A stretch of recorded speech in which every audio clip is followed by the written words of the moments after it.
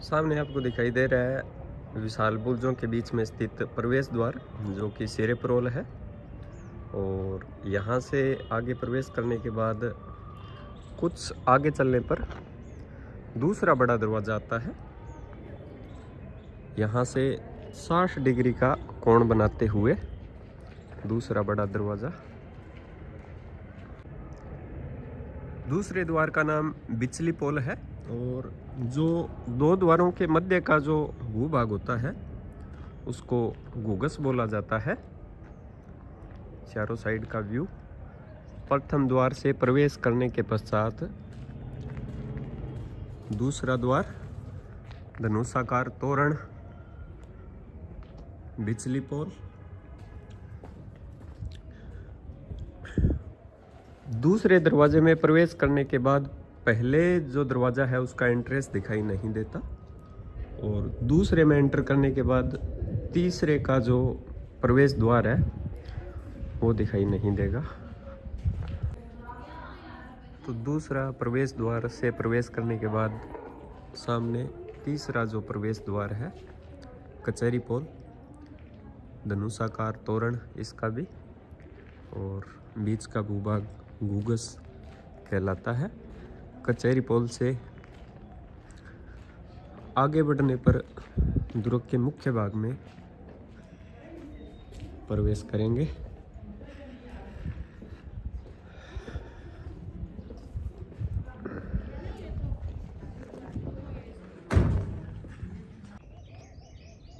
दुर्ग का तीसरा प्रवेश द्वार कचहरी पोल। और कचहरी पोल से जैसे ही आगे बढ़ेंगे सामने आपको दिखाई दे रहा होगा सूरज पोल। सूरज पोल से पहले आएगा दुर्भी पोल और राज पोल, जो दो दरवाजे हैं। 6 दरवाजे हैं कुल नागौर दुर्ग के। भारतीय वास्तुशास्त्र में द्वारों को बहुत महत्व दिया गया है, और इनकी महत्वता को ध्यान में रखते हुए वास्तुविदों ने इन्हें अनेक प्रकार से श्रृंगारा है। मुख्य रूप से इनका मुख जो है पूर्व दिशा की ओर रखा गया है, जिसे वास्तुशास्त्रियों ने शुभ माना। तो आप देख पा रहे हैं जो दुर्ग का प्रथम प्रवेश द्वार था उसका मुख पूर्व दिशा की ओर था। कचहरी पोल का मुख भी पूर्व दिशा की ओर था। और ये जो सामने आपको सूरज पोल दिखाई दे रहा है इसका मुख भी पूर्व दिशा की ओर है। बढ़ते हैं आगे और बात करेंगे साथ में नागौर दुर्ग के इतिहास की भी। सूरज पोल। नागौर का किला इतिहास और संस्कृति की एक अमूल्य धरोहर संजोए हुए हैं अपने आप में। और नागौर के शुरू में परिवेश को लक्ष्य कहा गया एक दोहा आज भी उतना ही सार्थक है।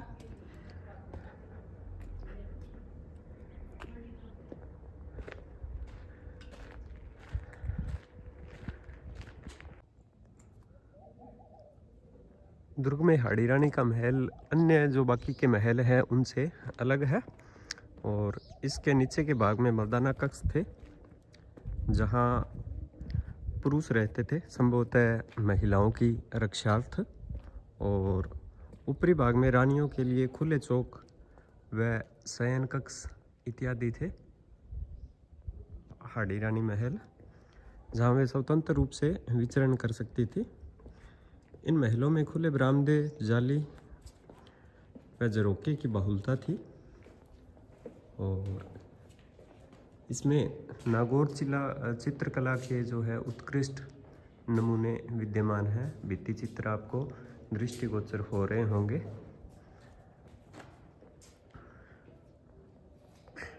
ये भित्ति चित्रांकन कोडी के प्लास्टर पर चित्रित किया गया है।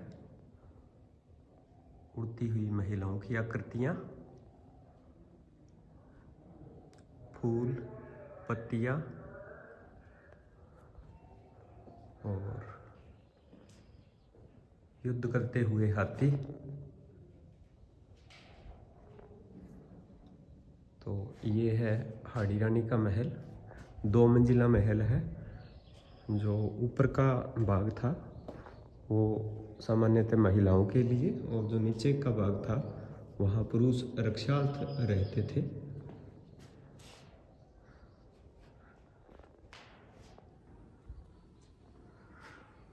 हाड़ी रानी महल से अंदर प्रवेश करते ही कुछ ऐसा आपको दिखाई देगा।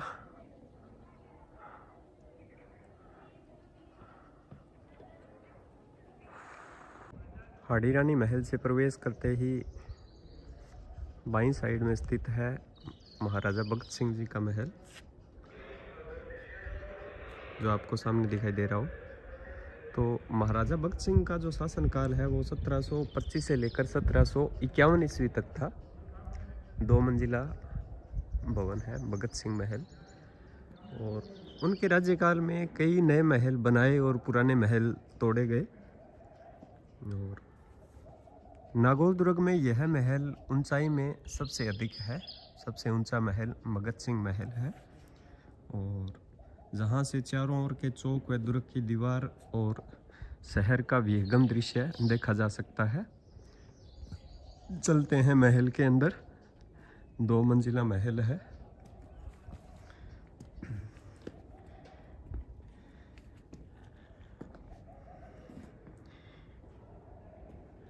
यहाँ की कम जो ऊंचाई की है जाली झरोखे में ऊपर का जो भाग है उसमें रंगीन कांच जो है जड़े हुए हैं।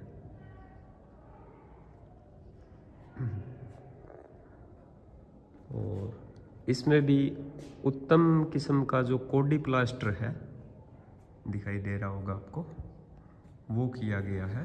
कोडी का प्लास्टर अलग से यहाँ संगमरमर का एक सुंदर झरोका भी है जो ऊपर वाली मंजिल में है, जो राजा अपने बैठने के लिए इस्तेमाल लेते थे। और ये आप सामने देख पा रहे हैं संगमरमर का सिंगल पीस में निर्मित कटहरा बैठने के लिए।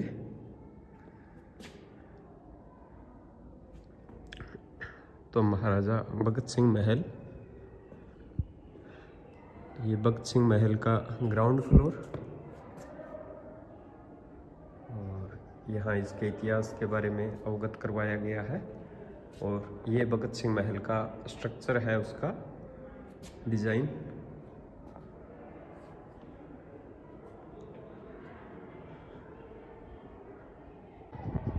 सामने स्थित है हाड़ी रानी का महल, और अभी हम स्थित है भगत सिंह का महल जो है उसमें। और सामने आपको दिखाई दे रही है बारादरी, इसमें 164 पिलर है, और सामने 2 छतरियाँ आपको दिखाई दे रही होगी। सावन भादो के नाम से इन छतरियों को जाना जाता है।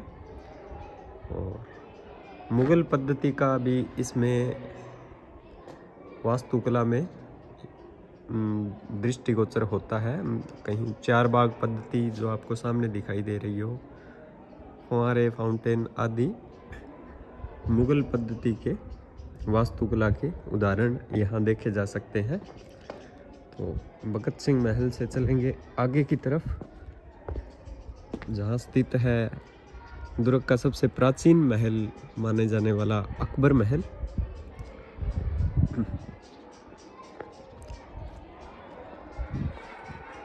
किले का दृश्य, भगत सिंह महल, हाड़ी रानी महल,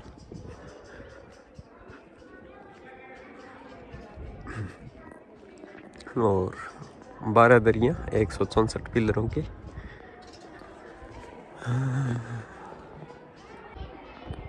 अभी हम खड़े हैं 3 साइड बारादरी बोला जाता है इसे, और बिल्कुल सामने आपको दिखाई दे रहा होगा हाड़ी रानी का महल, और इसके पास में स्थित है भगत सिंह का महल जो कि दुर्ग की सबसे ऊंची इमारत है। और सामने आपको दिखाई दे रही होगी बड़ी बारादरी, और दुर्ग की सबसे प्राचीन संरचनाओं में से एक जो आपको सामने दिखाई दे रही है अकबर महल, या इसे शीश महल भी बोला जाता है। किंवदंतियों के अनुसार अकबर यहाँ निवास करता था, और इस कारण इसका नाम अकबर महल रखा गया। और 4 बाग पद्धति जो मुगल शैली की इमारतों में खास तौर से दृष्टिगोचर होती थी, वो यहाँ पे आपको दिखाई दे रही होगी। 4 बाग पद्धति, और बीच में फुहारा लगा हुआ है। तो अकबर महल, अकबर महल दुर्ग के सबसे प्राचीन महलों में से एक है, नागौर दुर्ग के। इस महल के आपको दिखाई दे रहा होगा सामने 3 और थंबों वाले खुले बरामदे हैं और दक्षिण की ओर 17 धारों वाला एक फुहारा है जिसका पानी कुंड में आकर वापस गिरता है यहाँ पर, और चारों ओर जालियों से सज्जित है। अकबर महल नागौर दुर्ग की सबसे प्राचीन जो इमारत है वो मानी जाती है। 1570 में नागौर दरबार में यहाँ अकबर उपस्थित हुआ था और कई राजपूत शासकों ने यहाँ आकर अकबर से संधियाँ की और 1570 के प्रवास के दौरान यहाँ पर अकबर ने मुगल राजपूत जो संबंध थे उसमें 3 विवाह जोधपुर और मारवाड़ और जैसलमेर की रियासतों की राजकुमारियों से यहाँ पे किए थे, माना जाता है। तो चलते हैं, इसे बोला जाता है 3 साइड बारादरी स्ट्रक्चर जो है, 3 साइड बारादरी और 4 बाग और सामने अकबर महल। 2 छतरियाँ जो आपको दिखाई दे रही है, सावन और भादो, और सामने बड़ी बारादरी। चलते हैं आगे की तरफ।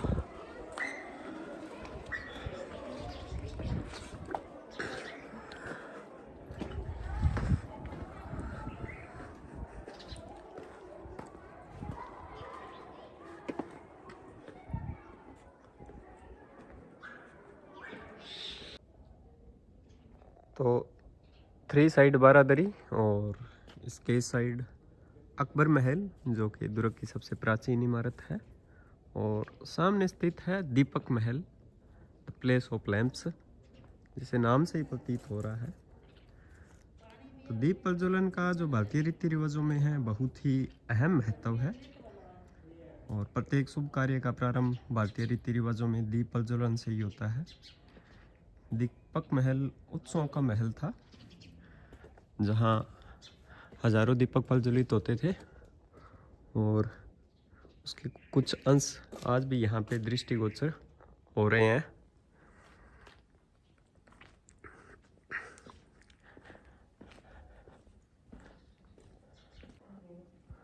खास उत्सवों आदि पर यहाँ पे हजारों की संख्या में दीपक प्रज्वलित किए जाते थे और उनके साक्ष्य आज भी आप इस धुएं के माध्यम से लगा सकते हैं।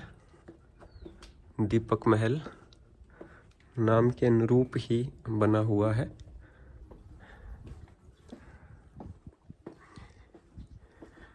सामने इसके 4 बाग है और इन प्रज्वलित दीपकों से पास आए बगीचों में फुहारों से बहुत ही रोमांचक वातावरण पैदा हो जाता होगा।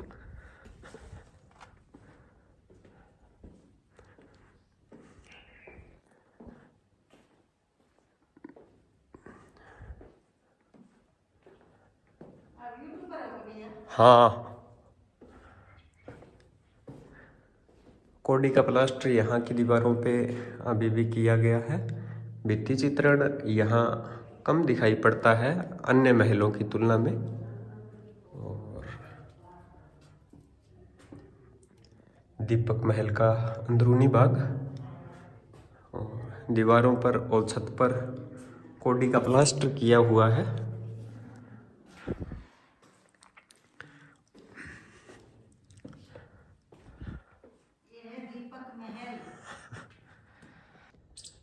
दीपक महल से निकलने के बाद अकबर महल और दीपक महल के मध्य में हमाम पड़ता है, जो गुस्लखाना या स्नान घर जिसे बोल सकते हैं। तो हमाम में भी भित्ति चित्रांकन देखने को मिलता है यहाँ पे। पानी निकालने के लिए नालियाँ, ये बाथ टब टाइप का कुछ होता था, और दीपक वगैरह रखने के लिए स्थान, और कौडी पर भित्ति चित्रांकन जिसमें मैरून, हरे और हल्के पीले रंगों का उपयोग हुआ है इसमें हमाम में। तो ये स्नानघर हमाम जो कि है फारसी का वर्ड है।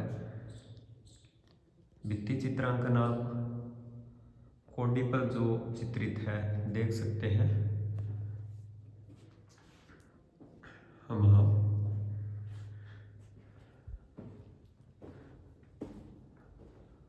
और ये हमाम में स्थित तीसरा कक्ष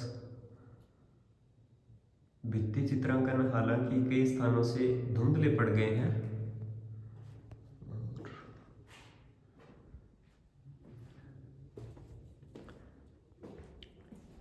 ये एक बरामदे में 3 जो हमाम है वो स्थित है और बाहर निकलने पे जस्ट ये एक ऊंचा मंच बनाया गया है।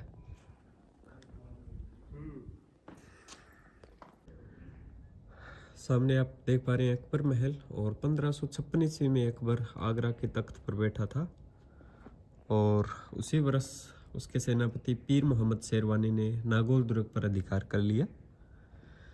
16 नवंबर 1570 ईस्वी को अकबर नागौर आया और अकबर ने नागौर दुर्ग में 3 राजपूत राजकुमारियों से विवाह किए। इनमें से जैसलमेर के राव हरराय की पुत्री, बीकानेर के राव कल्याणमल के भाई कान्हा की पुत्री भी थी, और जोधपुर के राजा चंद्रसेन भी नागौर के दुर्ग में अकबर की सेवा में उपस्थित हुआ तथा उसने भी अकबर से मैत्रीपूर्ण संधि की जो स्वाभिमानी स्वभाव के कारण चल रही इसकी। बाद में चंद्रसेन के भाई उदय सिंह ने अपनी पुत्री जोधा का विवाह अकबर से किया। अजमेर तथा नागौर के मुस्लिम शासक लंबे समय से गुजरात के सुल्तान के अधीन थे। तो अकबर अजमेर तथा नागौर के जो गुजरात के सुल्तानों का प्रभाव मिटाना चाहता था, इसलिए उसने नागौर दुर्ग पर मुसलमानों के स्थान पर हिंदू गवर्नरों की नियुक्त करने की नीति अपनाई। तो जहांगीर और शाहजहां ने भी इस नीति को अपनाए रखा और यह भी ध्यान रखा कि नागौर पर हिंदुओं का ही अधिकार ना हो जाए। इस कारण मुगल बादशाह द्वारा नागौर परगना बड़ी तेजी से जोधपुर, बीकानेर तथा जयपुर के राजाओं तथा राजकुमारों को जागीर के रूप में दिया जाने लगा। नागौर दुर्ग 1570 से 73 ईस्वी तक बीकानेर के महाराजा राय सिंह के पास, 1573 से 87 तक जगमाल कछवाहा के पास रहा। 1587 में बीकानेर के राजकुमार दलपत सिंह राय सिहोत को नागौर परगना मिला। 1588 में माधो सिंह को दिया गया। 1600 ईस्वी में नागौर परगना पुनः महाराजा राय सिंह को मिला। 1605 ईस्वी में जहांगीर ने नागौर परगना महाराणा उदय सिंह के पुत्र सागर को दिया तथा अगले ही वर्ष 1606 ईस्वी में नागौर दुर्ग और परगना पुनः माधो सिंह भगवान दासोत कछवाहा को दिया। 1616 ईस्वी में नागौर का परगना पठान जावदीन को दिया गया और 1624 ईस्वी में नागौर पुनः बीकानेर नरेश सूर सिंह को दिया गया। इसके बाद नागौर दुर्ग जोधपुर नरेश गज सिंह को सौंप दिया गया और जहांगीर की मृत्यु के पश्चात महावत खान शाहजहां की सेवा में उपस्थित हुआ। उसने शाहजहां से कहा कि जोधपुर नरेश गज सिंह ने मेरा सिर काटने के लिए नागौर लिया था, अब मैं इसे पाना चाहता हूँ। तब बादशाह ने नागौर महावत खां के नाम लिख दिया और महावत खां ने अजमेर से अपने अधिकारी भेजकर नागौर दुर्ग एवं परगने पर अपना अधिकार किया। नागौर अमर सिंह राठौड़ की राजधानी के रूप में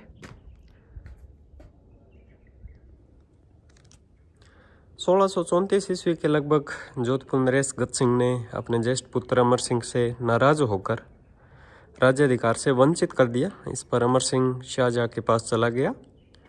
शाहजहां ने अमर सिंह को नागौर का दुर्ग देकर स्वतंत्र राजा बना दिया तथा कुछ वर्षों बाद अमर सिंह शाहजहां के दरबार में हुए एक झगड़े में आगरा में मारा गया और अमर सिंह के बाद उसका पुत्र राय सिंह नागौर दुर्ग का स्वामी बना और राय सिंह का पुत्र इंद्र सिंह औरंगजेब की सेवा में रहा। और 1678 ईस्वी में महाराजा जसवंत सिंह की मृत्यु के बाद औरंगजेब ने इंद्र सिंह को जोधपुर का राज्य, राजा का खिताब, खिलत, चढ़ाऊ, साज की तलवार, सोने के साज सहित घोड़ा, हाथी, झंडा और नकारा दिया। और इंद्र सिंह ने 2 सितंबर 1679 को बड़े जुलूस के साथ जोधपुर के गढ़ में प्रवेश किया। महाराजा गज सिंह का पुत्र होने के कारण जोधपुर के राठौड़ों ने उसे जोधपुर राज्य का राजा स्वीकार किया, किंतु जब इंद्र सिंह बादशाह की चाकरी में उपस्थित नहीं हुआ तो उसे जोधपुर से हटा दिया गया और नागौर पर इंद्र सिंह का अधिकार बना रहा। 1707 में जब औरंगजेब की मृत्यु हो गई तब महाराजा अजीत सिंह ने जोधपुर तथा नागौर दुर्ग पर आक्रमण करके इसे अपने अधीन कर लिया। भगत सिंह की राजधानी। महाराजा अजीत सिंह के ज्येष्ठ पुत्र अभय सिंह ने अपने छोटे भाई भगत सिंह के माध्यम से महाराजा अजीत सिंह की हत्या करवाई तथा पुरस्कार के रूप में नागौर दुर्ग तथा नागौर परगने का स्वतंत्र राज्य दिया। भगत सिंह ने नागौर दुर्ग तथा उसके आसपास की अनेक मस्जिदें गिरवा दी और उनकी सामग्री से नागौर दुर्ग में अनेक निर्माण करवाए। जनरल कनिंघम ने कहा है कि औरंगजेब ने जितने मंदिर नागौर में तोड़े उनसे अधिक मस्जिदें भगत सिंह ने तोड़ी। इस कारण नागौर की शहरपनाह में अरबी फारसी के कई लेख उल्टे पुल्टे चुने हुए हैं।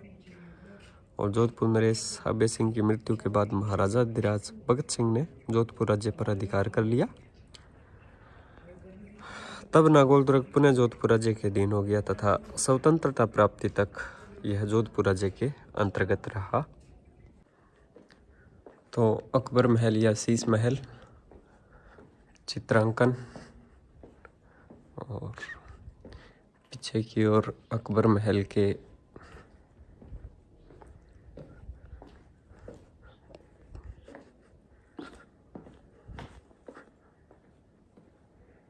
महल को ठंडा रखने के लिए पीछे की साइड बनाया हुआ था और यहाँ पे जल का संग्रहण होता था। चलते हैं आगे की तरफ। अकबर महल से सामने का नज़ारा। चार बाग जो पद्धति है मुगल गार्डन की वो अकबर महल के जस्ट सामने, और फाउंटेन आपको फुहारे जो मुगल वास्तुकला का एक एग्जाम्पल है वो स्थित है। चार बेग और सामने आपको दिखाई दे रही होगी बारादरी, 3 साइडेड बारादरी।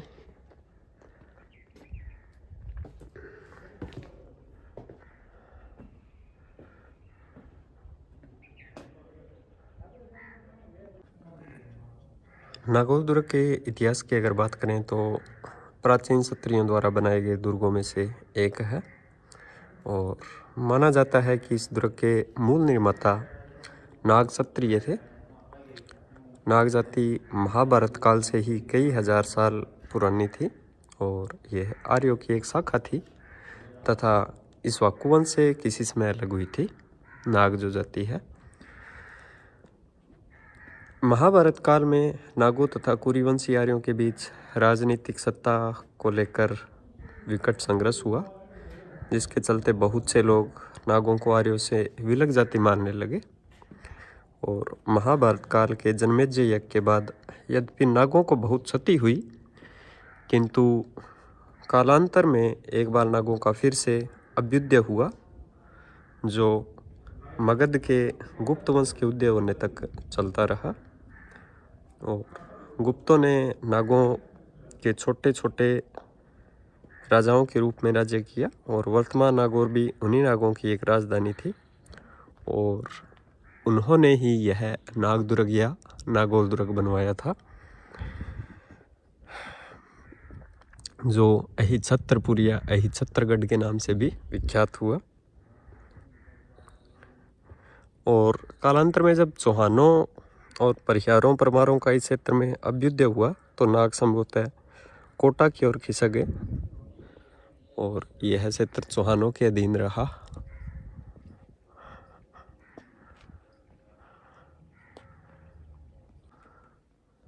आबा महल या इसे बादल महल के नाम से भी जाना जाता है और यह महल यहाँ स्थित अन्य महलों से बाद में बना है और इसके मध्य में एक बड़ा चौकोर कमरा है। इसे बाद में कुछ ऊंचा कर दिया गया, आगे चलने पे आएगा।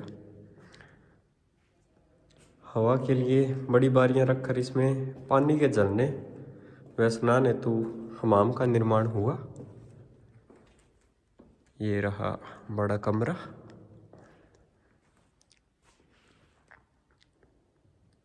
इसके पूरी बाकी दीवारें देख पा रहे हैं आप, बेल बूटेदार चित्रों से श्रृंगारित है और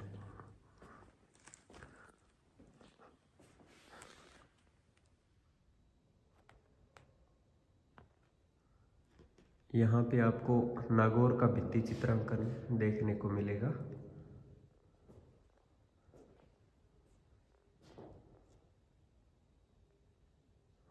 उड़ती हुई महिलाओं की आकृतियाँ, इससे मुगल शैली का प्रभाव दृष्टिगोचर होता है भित्ति चित्रांकन पर।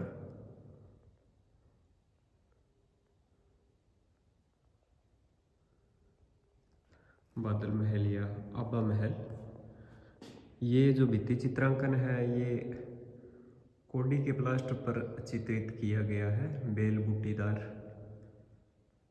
देख पा रहे हैं।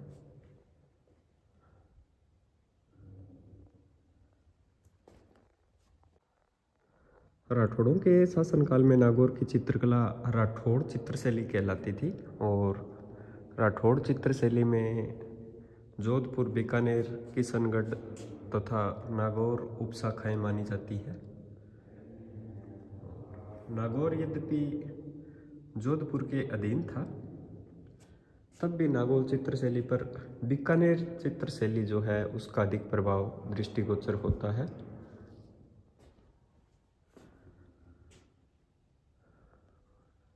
भित्ति चित्रांकन की परंपरा की अगर यहाँ बात करें तो भगत सिंह का जो शासनकाल था, नागौर दुर्ग में भित्ति चित्रांकन उन्होंने बड़ी मात्रा में करवाया। प्रथम तल में चित्रित भित्ति चित्रों में देख पा रहे हैं आप स्त्रियों के भरे हुए अंडाकार चेहरे, धड़ के ऊपर का लंबा भाग, तीखी नाक, छोटी आंखें, इस चित्रण की विशेषताएं थी। और बादल महल में ही आपको अन्य चित्रों में वार्तालाप और नृत्य करती हुई स्त्रियां देख सकते हैं। संगीत का आनंद उठाते राजकुमार,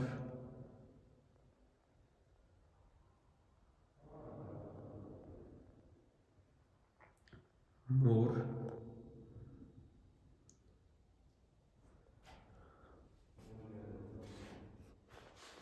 ऊपर के भाग से भित्ति चित्रांकन अभी नदारद हो चुके हैं। उमड़ते हुए गोल बादल दिखाए गए हैं, जिसके आधार पर इसे बादल महल कहा जाता है।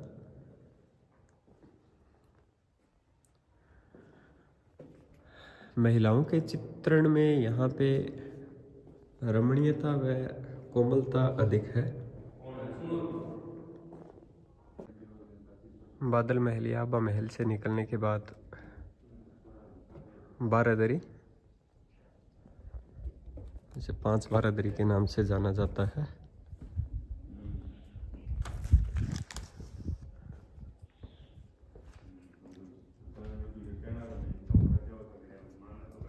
पास में स्थित है तालाब और 2 छतरियां,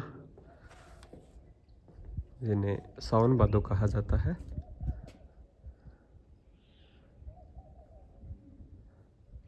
दुर्ग का सबसे नवीनतम महल आबा महल, बहुमंजिला 2 मंजिला इमारत है ये। सामने भगत सिंह महल और ये है बारादरी स्क्वायर।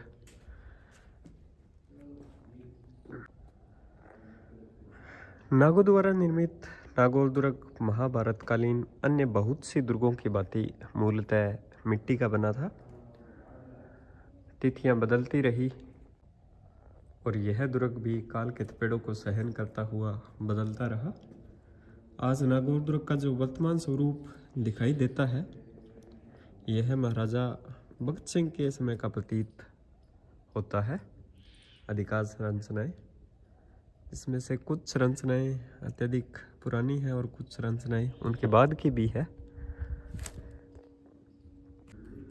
प्राचीन शिलालेखों और साहित्यिक ग्रंथों में इसके नागदुर्ग, नागौर, नागपुर, नागाणा, नागपट्टन, अहिपुर, अहिछत्रपुर इत्यादि विभिन्न नाम मिलते हैं। इनमें से अहिछत्रपुर नगर का वर्णन महाभारत में आया है और इस नगर पर पांचाल नरेश द्रुपद का आधिपत्य था, जिसे अर्जुन ने जीतकर गुरु द्रोणाचार्य को सौंप दिया था।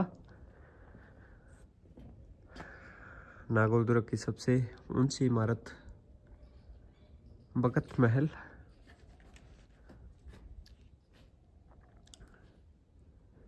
नागौर का दुर्ग नागो द्वारा ईसा की दूसरी अथवा तीसरी शताब्दी में बनवाया गया और उसके चारों ओर नागौर बस गया।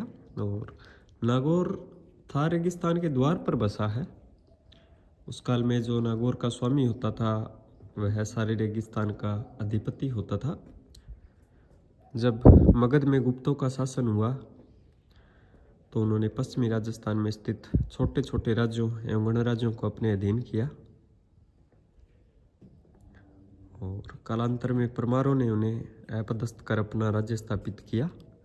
और इस शास्य का एक दोहा भी है, परमारा रुधाविया नाग या पाताल, रया बापड़ास या किन्नरी जुमे चाल। और तराइन के दूसरे युद्ध 1192 ईस्वी में पृथ्वीराज चौहान की पराजय के फलस्वरूप नागौर का जो किला है मोहम्मद गोरी ने हस्तगत कर लिया और गुलाम शेख सुल्तान कुतुबुद्दीन ऐबक की मृत्यु के उपरांत नागौर स्वतंत्र हो गया, जिस पर इल्तुतमिश ने फिर से अधिकार किया। और इल्तुतमिश के गवर्नर शम्स खां ने भी दुर्ग में कुछ निर्माण करवाए थे नागौर दुर्ग में। दिल्ली के सुल्तान नासिरुद्दीन की मृत्यु के बाद गयासुद्दीन बलबन दिल्ली का सुल्तान बन गया और 1226 ईस्वी में उसकी मृत्यु हुई। उसकी मृत्यु होने तक नागौर दिल्ली सल्तनत के अधीन बना रहा। इस प्रकार मोहम्मद गोरी से लेकर बलबन के समय तक नागौर मुस्लिम सत्ता का महत्वपूर्ण केंद्र रहा।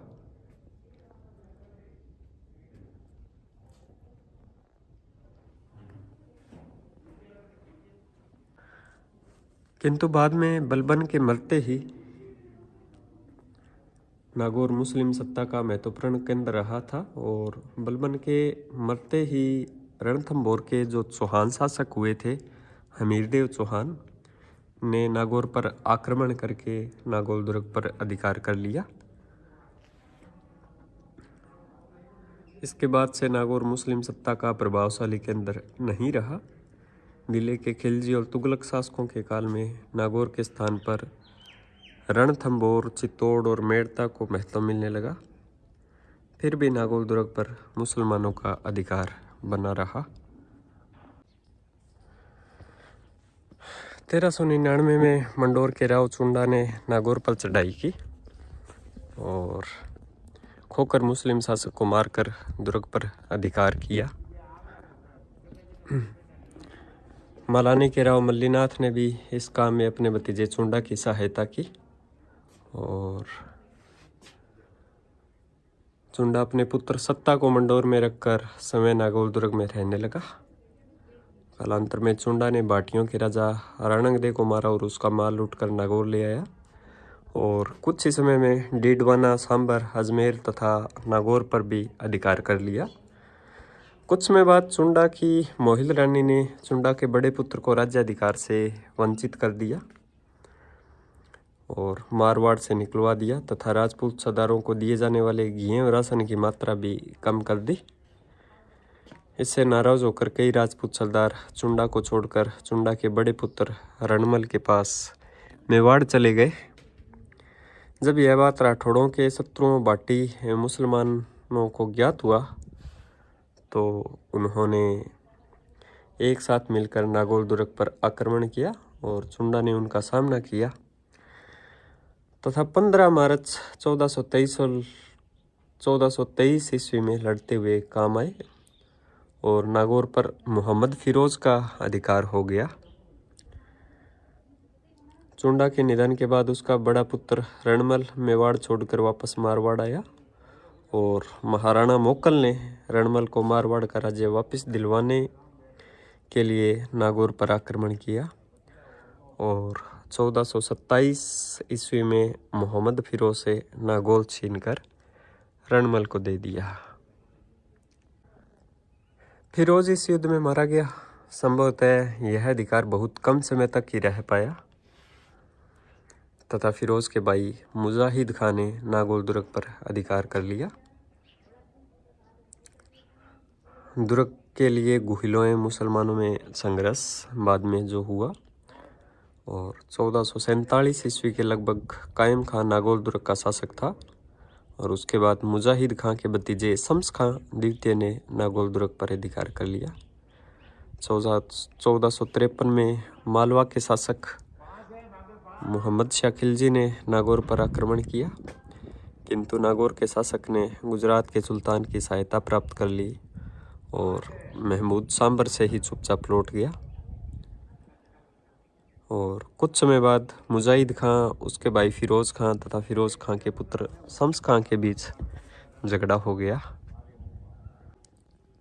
शम्स खां मेवाड़ के महाराणा कुंभा की सहायता ले आया और शम्स खां ने महाराणा से वायदा किया कि वह महाराणा की अधीनता में रहेगा तथा नागौर का परकोटा गिरा देगा और इस पर महाराणा ने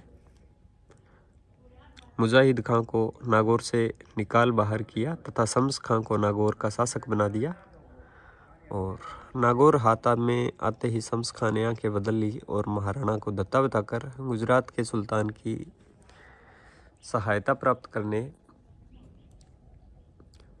नागौर को गुजरात के अधीन घोषित कर दिया और अपनी लड़की का विवाह भी गुजरात के सुल्तान से कर दिया।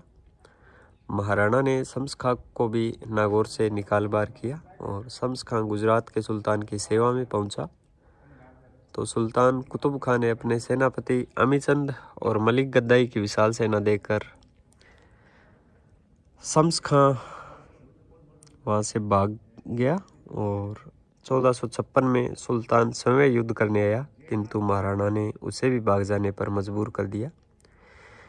इस पर गुजरात एवं मालवा के सुल्तानों की संयुक्त सेनाओं ने महाराणा पर आक्रमण किया तथा नागौर पर अधिकार कर लिया। कुछ दिनों बाद महाराणा ने पुनः गुजरात के सुल्तान से नागौर छीन लिया। 1458 ईस्वी में नागौर पुनः गुजरात के सुल्तान के अधिकार में चला गया और संभवतः सुल्तान ने महाराणा से समझौता करके महाराणा की कई बातें मान ली। अतः महाराणा ने आगे से नागौर के मामले में दखल न देने का आश्वासन दिया और सुल्तान ने पुनः शम्स खां को नागौर का शासक बना दिया किंतु शीघ्र ही सुल्तान ने अपनी सेवा पुनः नागौर पर अधिकार करने भेजी क्योंकि शम्स खां अपनी पुत्री के माध्यम से सुल्तान को जहर देने का प्रयास करने लगा। शम्स खां की यह पुत्री सुल्तान को ब्याही गई थी और गुजराती अधिकारियों ने शम्स खां की हत्या कर दी तथा नागौर को गुजरात राज्य में सम्मिलित कर लिया। 1458 से 1509 ईस्वी तक महमूद शाह बेगड़ा के शासनकाल में नागौर गुजरात राज्य के अधीन बना रहा। 1509 में नागौर के शासक मोहम्मद खान ने दिल्ली के सुल्तान सिकंदर लोदी की अधीनता स्वीकार कर ली तथा उसके नाम का खुतबा पढ़ा और उसके बाद में नागौर के लिए संघर्ष शुरू होता है राठौड़ों का।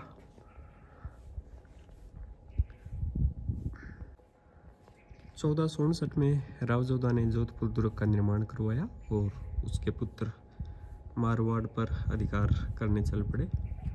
राठौड़ों की इस बढ़ती हुई शक्ति के कारण मुस्लिम शासक मारवाड़ के इतिहास में हाशिए की तरफ खिसकने लगे, फिर भी वे नागौर पर अपनी पकड़ ढीली नहीं करना चाहते थे। अतः नागौर पर मुसलमानों ने फिर से अधिकार कर लिया। 1467 में महाराणा कुंभा ने नागौर पर आक्रमण किया तथा दुर्ग में स्थापित हनुमान जी की मूर्ति को कुंभलगढ़ में प्रतिष्ठित करवाया। हनुमान पोल जो कुंभलगढ़ दुर्ग का एक द्वार है उस पर 1526 में खानवा की लड़ाई में नागौर का शासक फिरोज तृतीय बाबर के विरुद्ध 40,000 सैनिक लेकर गया और फिरोज ने राणा सांगा से कहा कि वह फिरोज सांगा की तरफ से लड़ेगा, किंतु जैसे युद्ध आरंभ हुआ फिरोज सांगा को छोड़कर नागौर भाग गया और 1528 ईस्वी में सरखेल खान नागौर का शासक बना। 16वीं शताब्दी में जोधपुर के राजा मालदेव उत्तरी भारत का जो सर्वाधिक शक्तिशाली हिंदू शासक हुआ। मालदेव के समय जोधपुर राज्य की सीमा बावंडा गांव तक थी तथा बावंडा में मालदेव का थाना स्थित था। और एक बार नागौर के खान शासक ने अजमेर की तरफ से आकर बावंडा को घेर लिया। मालदेव ने न केवल बावंडा थाने को बचा लिया अपितु खानजादा को खदेड़ता हुआ नागौर तक चढ़ाया और नागौर दुर्ग के किवाड़ लूटकर जोधपुर ले गया। इस बावंडा अभियान का नेतृत्व राठौड़ अख्यराज के पुत्र तथा पंचायण के पुत्र अंचल सिंह ने किया था और अंचल सिंह युद्ध में वीरगति को प्राप्त हुआ तो जेता और कुपा ने मोर्चा संभाला और नागौर तक चढ़ाए। इस घटना के कुछ समय बाद मालदेव ने सरखेल खां को नागौर से भगाकर नागौर दुर्ग पर अधिकार कर लिया। 10 जनवरी 1536 ईस्वी को अधिकार स्थापित किया था मालदेव ने नागौर दुर्ग पर। 1542 में शेरशाह सूरी ने मारवाड़ पर आक्रमण करके नागौर पर अधिकार जमा लिया और सूर साम्राज्य के अंतर्गत नागौर सरकार का गठन किया। ईसा खान नियाजी को नागौर का फौजदार नियुक्त किया। शेरशाह की मृत्यु के बाद इस्लाम शाह सूर साम्राज्य का उत्तराधिकारी हुआ। उसने 1553 ईस्वी तक शासन किया और उसके शासनकाल में नागौर अजमेर के सूबेदार हाजी खां के अधीन रहा। नागौर में उसके शासनकाल का एक शिलालेख 10 सितंबर 1553 का मिला है और उसके अन्य शिलालेख भी नागौर से मिले हैं। दुर्ग में प्रवेश करने से पहले दीवाने आम और ये दुर्ग का 5वां दरवाज़ा दुप्पी पोल, यहाँ से दुर्ग में प्रवेश करेंगे और वो सामने स्थित है दुर्ग में हाड़ी रानी का महल जो प्रवेश करने से सबसे पहले आता है और ये स्थित है दीवाने आम, जहाँ पे राजा प्रजा के जो सम्मुख है वो उनके जो कष्ट या निवारण या उनकी जो समस्याएं होती थी उनको यहाँ पर बैठ के सुना जाता था। दीवाने आम, ये 5वां दरवाज़ा दुपची पोल, ये सैनिकों के लिए कक्ष बने हुए थे शायद और इस दरवाजे के उस साइड अस्तबल और